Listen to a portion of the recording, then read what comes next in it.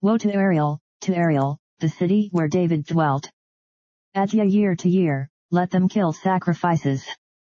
Yet I will distress Ariel, and there shall be heaviness and sorrow, and it shall be unto me as Ariel. And I will camp against thee round about, and will lay siege against thee with a mount, and I will raise forts against thee. And thou shalt be brought down, and shalt speak out of the ground, and thy speech shall be low out of the dust, and thy voice shall be, as of one that hath a familiar spirit, out of the ground, and thy speech shall whisper out of the dust. Moreover, the multitude of thy strangers shall be like small dust, and the multitude of the terrible ones shall be as chaff that passeth away, yea, it shall be at an instant suddenly.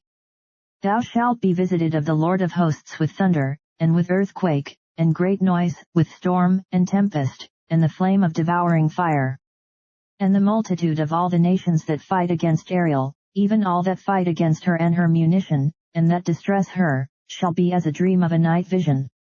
It shall even be as when an hungry man dreameth, and, behold, he eats, but he awaketh, and his soul is empty, or as when a thirsty man dreameth, and, behold, he drinketh, but he awaketh, and, behold, he is faint, and his soul hath appetite, so shall the multitude of all the nations be, that fight against Mount Zion.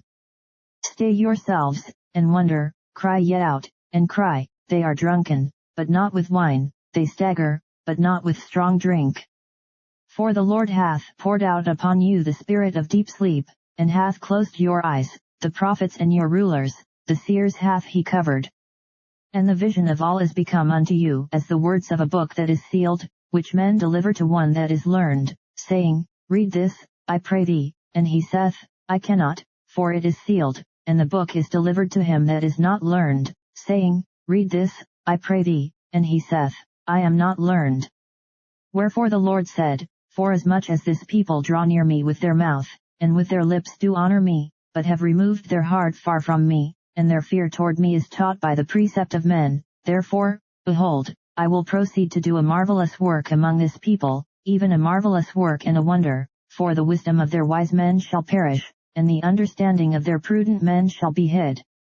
Woe unto them that seek deep to hide their counsel from the Lord, and their works are in the dark, and they say, Who seeth us? And who knoweth us? Surely your turning of things upside down shall be esteemed as the potter's clay, for shall the work say of him that made it, He made me not? Or shall the thing framed say of him that framed it, He had no understanding? Is it not yet a very little while, and Lebanon shall be turned into a fruitful field, and the fruitful field shall be esteemed as a forest? And in that day shall the deaf hear the words of the book, and the eyes of the blind shall see out of obscurity, and out of darkness. The meek also shall increase their joy in the Lord, and the poor among men shall rejoice in the Holy One of Israel. For the terrible one is brought to naught, and the scorner is consumed, and all that watch for iniquity are cut off, that make a man an offender for a word, and lay a snare for him that reproveth in the gate, and turn aside the just for a thing of naught. Therefore thus saith the Lord, who redeemed Abraham, concerning the house of Jacob, Jacob shall not now be ashamed, neither shall his face now wax pale. But when he seeth his children, the work of mine hands, in the midst of him, they shall sanctify my name, and sanctify the Holy One of Jacob, and shall fear the God of Israel. They also that erred in spirit shall come to understanding, and they that murmured shall learn doctrine.